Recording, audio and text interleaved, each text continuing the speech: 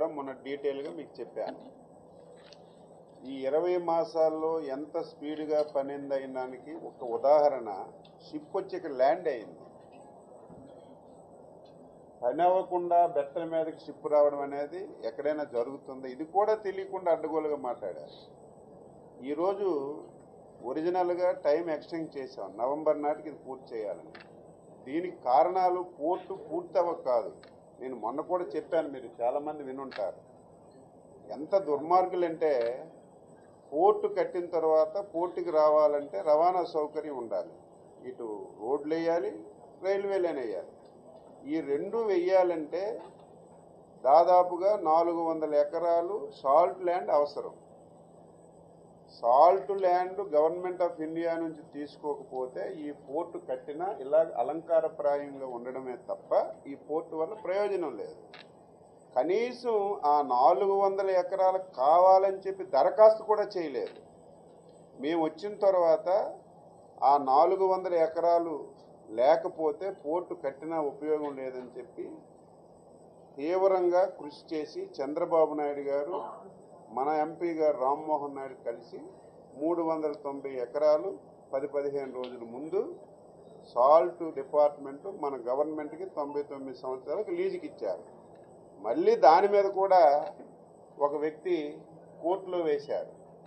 Court దాన్ని status quo ఇచ్చింది. అది కూడా రేపు ఉంది. దాని మీద కూడా మొత్తం సమాచారం అంతా కోర్టుకు సమర్పించాం. రేపు కోర్టులో వస్తే మనకు ఆ కార్యక్రమం కూడా అవుతుంది. పోర్టు పనులు అయ్యాయి అంటే వివిధ రూపాలు, ఇప్పుడే మా మినిస్టర్ గారు చదివినట్టుగా పోర్టు పనులన్నీ అయ్యాయి. ఏవైతే రోడ్డు కానీ రైల్వే లైన్ కానీ రిమైనింగ్ పనులన్నీ కూడా కొంత పూర్తిగా ఆలస్యం అవడం వల్ల మనకి ప్రాబ్లమ్స్ వచ్చాయి. మొన్నే ఎక్స్టెన్షన్ ఆఫ్ టైం కూడా ఇచ్చారు నవంబర్ నాటికి. నాకు తెలిసి నవంబర్ నాటికి ఇది పూర్తి చేసి ఒక టైం ఫిక్స్ చేసి రెగ్యులర్ షిప్, ఎందుకంటే పెద్ద షిప్ రాదు, వచ్చిందే పెద్ద షిప్. ఇప్పుడు మనం వెళ్ళి చూసాం, మీరు వచ్చారు లేదు, డ్రెడ్జింగ్ అనేది ఇంతకంటే పెద్ద షిప్ ఉండదు. షిప్పే ఇది, షిప్ కమ్ డ్రెడ్జింగ్ ఇది. రేపు వచ్చినా ఇదే, అంతకంటే పెద్ద షిప్ రాదు, ఇదే పెద్ద షిప్. రేపు మళ్ళీ మనం నవంబర్ అయిన తర్వాత ఒకసారి మాట్లాడుకుని ఒక టైం ఫిక్స్ చేసుకొని ఒక ట్రయల్ షిప్ కూడా ఇక్కడ తీసుకురావడానికి ప్రయత్నం చేస్తాం. ఎట్టి పరిస్థితుల్లో ఈ సంవత్సరం ఆఖరికి ఇవన్నీ పూర్తి చేస్తాం. ఇప్పుడు కూడా రివ్యూ తీసుకున్నాం. కొన్ని ప్రాబ్లమ్స్ ఉన్నాయి. ఏదైతే ట్రాన్స్కోవార్ ఎలక్ట్రికల్ లైన్ కానీ, ఈరోజు జెన్కోవాలు టెక్కల నుంచి ఇక్కడ సపరేట్గా డెడికేటెడ్ లైన్ కానీ, అదేవిధంగా కొంత ఫారెస్ట్ ల్యాండ్ ఉంది. ఫారెస్ట్ ల్యాండ్ మనం తీసుకోవాలి, దానికి ఆల్టర్నేటివ్ ల్యాండ్ కూడా ఇవ్వాలి. ఇప్పటికే ప్రపోజల్ కూడా పంపించాం. ఇతర జిల్లాల్లో ఎక్కడైనా సరే ల్యాండ్ ఉంటే ఆ ల్యాండ్ ఫారెస్ట్కి ఇచ్చి ఆ ల్యాండ్ కూడా తీసుకోవాలని ప్రయత్నం చేస్తున్నాం. ఎట్టి పరిస్థితుల్లో ఈ సంవత్సరం ఆఖరికి మేము ట్రైల్ వేయడానికి అన్ని విధాల ప్రయత్నం చేస్తున్నాం. ఎంత అడ్డగోలుగా మాట్లాడారంటే అంత అడ్డగోలుగా మాట్లాడారు. ఈరోజు మీరందరూ సజీవ సాక్షులు.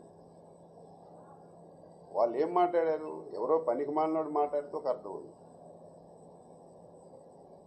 రాష్ట్రంలో సీనియర్లుగా ఉండి మంత్రివర్గంలో ఉండి బాధ్యతలు తీసుకున్న వాళ్ళు వచ్చి అడ్డగోలుగా మేమే 70% పూర్తి చేసాం, తెలుగుదేశం వచ్చిన తర్వాత అచ్చెన్నాయుడు గారి ప్రాంతం 1% కూడా పూర్తి చేయలేదని చెప్పి ఎంత దారుణంగా మాట్లాడుతున్నారు. మీరందరూ క్వశ్చన్ చేయాలి.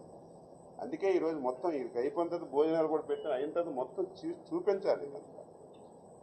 ఎన్ని సమస్యలు ఉన్నాయి, అన్ని సమస్యలు కూడా పరిష్కరించాలి. ప్రధానంగా ఆర్&ఆర్ ముఖ్యం. ఈరోజు పోర్టు కట్టామంటే దీనికి త్యాగాలు చేసిన వాళ్ళు మూలపేట, విష్ణుశేఖరం గ్రామాలు. అక్కడేదో ల్యాండ్ తీసుకున్నారు, 4 ట్రాక్టర్లు మట్టేసి ఒక ప్లేన్ చేసేసి కనీసం అక్కడ కావాల్సిన మౌలిక సదుపాయాలు లేవు.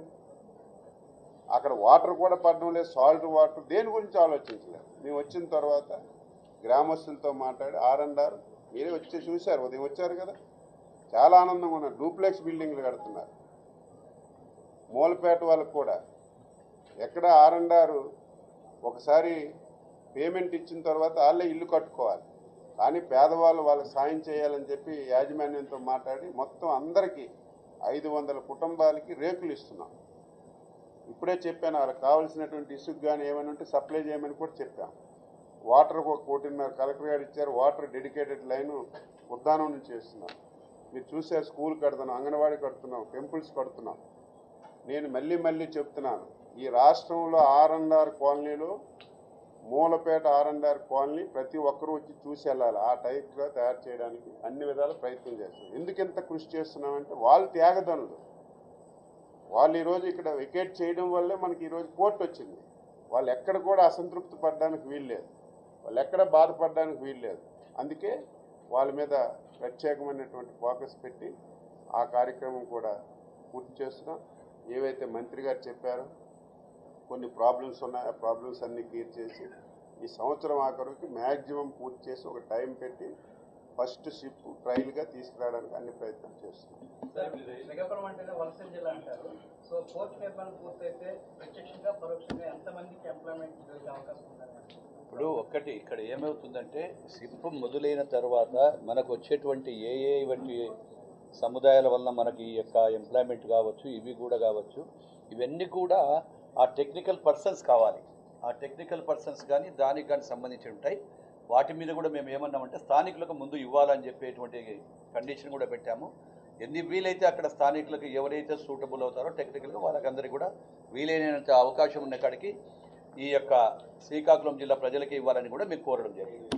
ఇంకొకటి ఏంటంటే పోర్టు వల్ల ఎంప్లాయ్మెంట్ రాదు 300 ఎకరాల్లో పోర్టు కట్టి ఎంప్లాయ్మెంట్ రాదు. అది పోర్టు బేస్డ్ ఇక్కడ పరిశ్రమలన్నీ రావాలి. పరిశ్రమ వస్తే ఇక్కడ ఉపాధి కలుగుతుంది, ఉద్యోగాలు వస్తాయి. పోర్టులో ఎంతమందికి ఉద్యోగాలు వస్తాయి? ఇక్కడ చేయాలంటే ల్యాండ్ ఉండాలి. 5000 ఎకరాలు సాల్ట్ ల్యాండ్ ఉంది. సాల్ట్ ల్యాండ్ అంతా ట్రై చేస్తున్నాం మన గవర్నమెంట్కి తీసుకోవడానికి. ఈస్ట్ కోస్ట్ ల్యాండ్ ఉంది 2800 ఎకరాలు, అది కూడా డెవలప్ చేస్తున్నాం. ల్యాండ్ లేకుంటే డెవలప్మెంట్ అవ్వదు. రైతులు కూడా ఆలోచన చేయాలి, ప్రజలు కూడా ఆలోచన చేయాలి.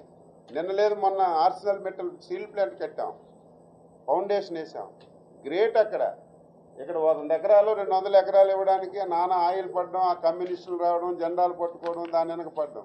5000 ఎకరాలు ఇచ్చారు పాయికరాపేటలో, 1,00,000 కోట్ల పెట్టుబడి వచ్చింది.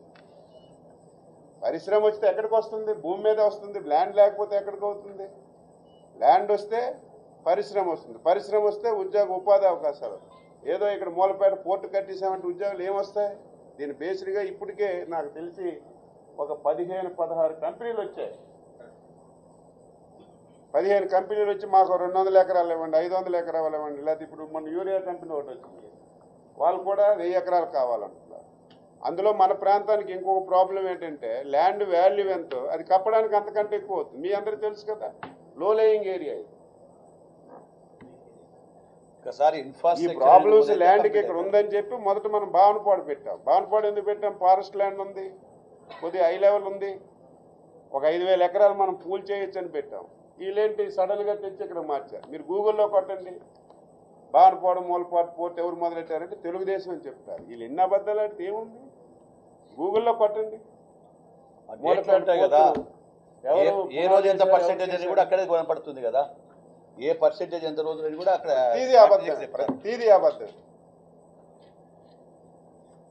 వంశధార ఉంది, మొన్న అంటున్నారు రెండో meeting Vamsadhara lift irrigation. Lift irrigation ఏంటి? దేనికి లిఫ్ట్ ఇరిగేషన్? నీ కక్కుర్తి గురించి, నీ కాసుల గురించి లిఫ్ట్ ఇరిగేషన్ పెట్టుకున్నారు. 5 సంవత్సరాలు ఎలగబడిచావు కదా. శ్రీకాకుళం జిల్లాకి ఏంటి ప్రధానమైనటువంటిది? నేరేడు బ్యారేజ్. మీరు అందరూ రాస్తున్నారు నేరేడు బ్యారేజ్ గురించి. నేరేడు బ్యారేజ్ ఏంటి? ఒరిస్సాకి మనకున్న తగు. ట్రిబ్యునల్లో మనం ఎందుకు ఇబ్బంది పడ్డాం? ఒక మంచి లాయర్కి పెట్టలేదు, వదిలేశారు గాలికి. అది మనం వచ్చిన తర్వాత లాయర్లు పెట్టాం, ప్రత్యేకం కాన్సన్ట్రేషన్ చేసాం. ట్రిబ్యునల్లో మనకు అనుకూలంగా తీర్పు వచ్చింది. తీర్పు వచ్చిన 2 రాష్ట్రాలు, అటు బీజేపీలో ఉన్నటువంటిది ఒరిస్సా ఉంది. అయినా సరే చంద్రబాబు నాయుడు మీద గౌరవంతో మన రామ్మోహన్ నాయుడు కృషితో ఫస్ట్ గజెట్ ఇచ్చారు. ఎవరిస్తారు? గజెట్ ఇచ్చి మనకి నేరేడు బ్యారేజ్కి క్లియరెన్స్ ఇచ్చారు. ఇంక చిన్న హడ్డీల్స్ ఉన్నాయి. ఈ లిఫ్ట్ ఇరిగేషన్ దేనికి? నేరేడులో బ్యారేజ్ కడితే లిఫ్ట్ ఇరిగేషన్ దేనికైనా ఉపయోగపడుతుందా? ఆ పైపులు మోటార్లు అమ్ముకోవాలి కదా మళ్ళీ. పోనీ అదేనా పూర్తి చేసావా? నీ సొంత ఎంపీకి ఇచ్చుకున్నావు కాంట్రాక్టర్, ఆ మొబిలైజేషన్ అడ్వైస్ తీసి మొత్తం దోచుకెళ్ళిపోయారు. మేము వచ్చేసరికి మా కలెక్టర్ గారు ఆర్డీఓ గారు వెళ్తే అక్కడ ఏమీ లేదు. నేను రివ్యూ చేసి ఏమైందంటే ఆ కాంట్రాక్టర్ పిలిచాను, మాకు ఒక పైసా బిల్లు అవ్వలేదన్నారు. మీలాగా దుర్మార్గులం కాదు. ఏదైనా ఇది ప్రజల డబ్బు. ఓకే, మంచో చెడ్డో మొదలెట్టారు, అది పూర్తి చేద్దాం, 1 సంవత్సరం వరకు మనకి నీరు ఉపయోగపడుతుందని మొన్నాళ్ళకి బిల్లు ఇచ్చాను. మీరు ఒకసారి విజిట్కి వెళ్ళండి. ఇప్పుడు మోటార్లు వచ్చాయి, పైపులు వచ్చాయి, అన్నీ ఈ 18 మాసాలు చేస్తాం. మేమేదో కొబ్బరికాయ కొట్టాం. కొబ్బరికాయ ఎవడు కొట్టడు? ఎంత క్వశ్చన్ చేయాలి మీరు. ఎవరైనా ఛాలెంజ్ చేసి చెప్తున్నాను నేను. అందుకన్నాను మా కలెక్టర్ గారికి అప్లికేషన్ పెట్టుకోమనండి. ఒక 5 మందో 10 మంది రండి, మొత్తం రోజంతా తిప్పుతారు, భోజనాలు పెడతారు. మీ కళ్ళు కనబడకపోతే భూతద్దాలు కూడా ఇస్తాం, 3D ఫిల్మ్స్ మొత్తం చూడండి. మీ హయాంలో ఎంత జరిగింది, మా హయాంలో ఏం జరిగింది, మేమేం ప్రాబ్లమ్స్ సాల్వ్ చేశాం, మీరేం చేశారు, మీరు ఎప్పుడైనా దృష్టి పెట్టారా? ప్రతి ఓడు రావడం ఇక్కడ మాట్లాడడం, మూలపేట అంటే తెలీదు, పేడ ఉన్నదంతా బండెద్దులా ప్రతి ఓడు మాట్లాడేయడమే. ఇవన్నీ వాస్తవాలు. మీరు కూడా క్వశ్చన్ చేయాలి. ఎవరైనా నేను తప్పు మాట్లాడి చెప్పండి, ఇందులో ఒకటి అవాస్తవం మాట్లాడారు, మీరు తప్పు మాట్లాడారు, మీరు క్వశ్చన్ చేయండి, ఆన్సర్ చేస్తాను. మూలపేట పోర్టు వల్ల ఉద్యోగాలు రావు, ఇక్కడ పరిశ్రమలు రావాలి. పరిశ్రమలు రావాలంటే భూములు ఉండాలి, సానుకూల వాతావరణం ఉండాలి. మన అదృష్టం కొలది ఇప్పటికే 10-15 కంపెనీలు ప్రతిరోజు వస్తున్నారు, భూములు కావాలి. మేము దాని గురించే ప్రయత్నం చేస్తాం. ఇప్పుడు కూర్చున్నాం, ఫారెస్ట్ ల్యాండ్ ఉంది 700 ఎకరాలు, వీళ్ళకి ఆల్టర్నేటివ్ ఇంకో తెరిచే తీసుకోవాలని ప్రయత్నం చేస్తాం. 5000 ఎకరాలు సాల్ట్ ల్యాండ్ ఉంది. Government of India salt land ఇవ్వడానికి ఇష్టపడడం లేదు. ముందు ఒక ఫేజ్లో 390 ఎకరాలు రైల్వేకి రోడ్ల గురించి తీసుకున్నాం. నెక్స్ట్ అది కూడా ప్రయత్నం చేస్తున్నాం. ఒక రోజుతో అయిపోయిన పని కాదు ఇది. ఓకే అమ్మా, థ్యాంక్ యూ.